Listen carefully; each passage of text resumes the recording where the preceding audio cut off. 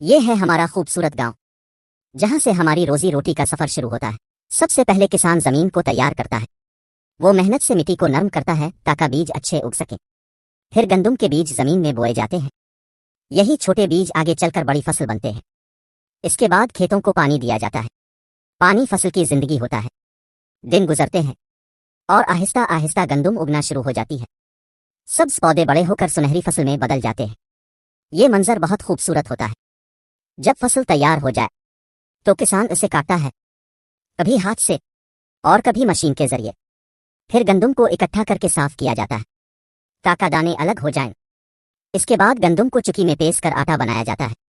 आटे से नरम नरम गूंधा हुआ आटा तैयार होता है और फिर बनती है हमारी रोटी, गर्म गर्म रोटी, जो हम सब बड़े शौक से खाते हैं। याद रखें, एक रोटी के पीछे किसान की बहुत मेहनत होती है, इसलिए कभी भी खाने की कदर करना ना भूल।